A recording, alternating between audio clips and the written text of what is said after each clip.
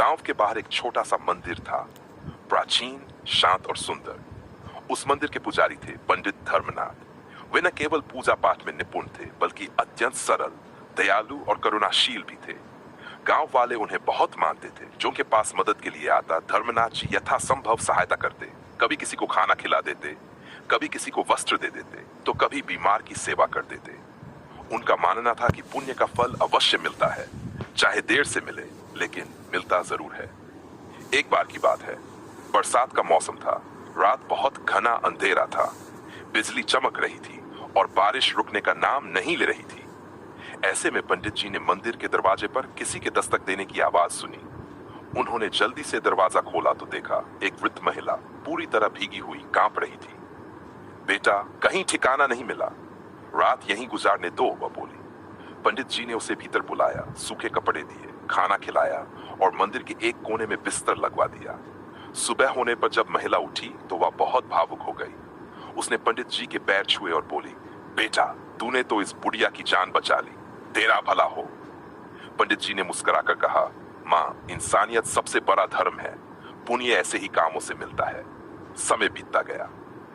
एक दिन गांव में एक अमीर व्यापारी आया, सेठ हरिप्रसाद। वह बहुत धर्मात्मा और दानवीर कहलाता था। उसने गांव में एक बड़ा धर्मशाला बनाने का प्रस्ताव दिया, लेकिन इसके लिए उसे एक ऐसे व्यक्ति की जरूरत थी जो पूरी निष्ठा और ईमानदारी से काम कर सके। गांव के मुखिया ने बिना किसी झिझक के पद्मनाथ का नाम लिया।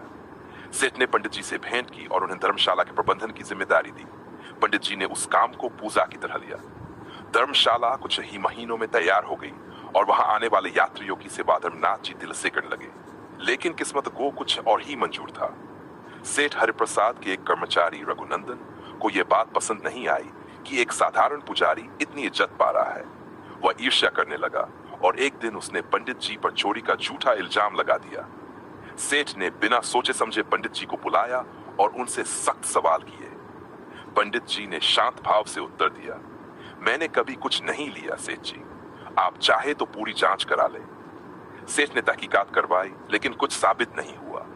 फिर भी संदेह का बीज बो दिया गया था। पंडित जी को प्रबंधन से हटा दिया गया। अब पंडित जी फिर से मंदिर लौट आए। वह दुखी तो थे, लेकिन उन्होंने कोई शिकायत नहीं की। उनका विश्वास अडिग था।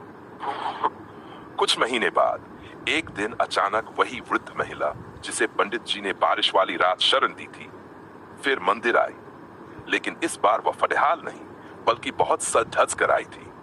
उसके साथ 4 नौकर और एक बालकी थी। पंडित जी पहचान नहीं पाए। वह महिला मुस्कुराई और बोली, पंडित जी, आप मुझे भूल गए?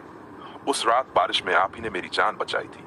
उस समय मैं एक जमींदार की विधवा थी, लेकिन चोरों ने मुझे लूटकर भिखारी बना दिया था। मैंने आपके कारण जीने की इच्छा फिर से पाई और फिर धीरे धीरे अपने खोए हुए अधिकार वापस लिए। आज मैं फिर से सम्मानित जीवन जी रही हूँ।